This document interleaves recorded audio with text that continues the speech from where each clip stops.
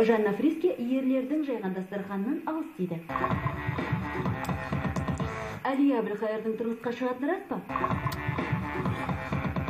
Наоми Кэмпбелл туған күнін ерекше атап өтті. Азиялық Ринат өнер иелеріне кеңес берді. Сусыз аурумен ауру керек, ауырмаймыз, ауру керек.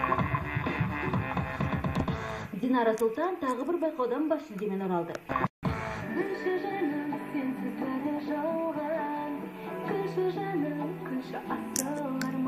Ұзынғылақ аман болсын. Кеш шығандар намызға жас әнші Әлия Әбілқайыр тұрмысқа шыққалы жатыр екен деген ақпарат келіп жетті. Мұны естіген тілшілеріміз бірден Әлияны сұхбатқа шақырған болатын. Нема? Серьезно жауап берейін ба? Әрине, Әлия, әрине. Сонымен сіз шынымен де тұрмысқа шыққалы жүрсіз бе? Жоқ.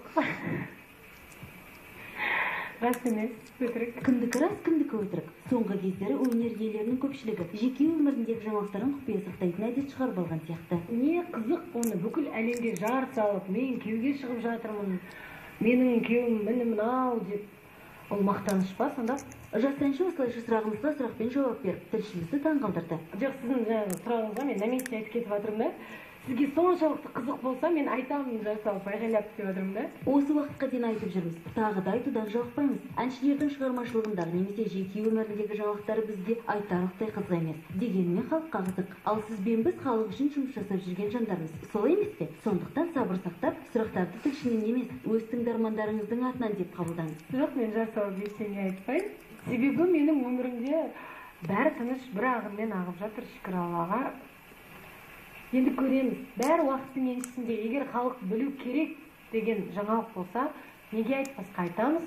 Ол өз еркіңіз. Айтса кеттеген журналистері бір түрлі сұрақ қояды деп ренжисіздер. Ал көзге түрпідей көрініп тұрған қолыңыздағы мына жүзікті ең болмаса түсірілімге келгенде шешіп келсеңіз, біз сізді жауапқа алмайтын едік. Бойжеткен оны жол полиция қызметкерлері үшін тағып жүргенін айтып, ақталғандай болды. Шынымен қыз бала болған кейін мен кешіремін, студиядан кеш шығамын.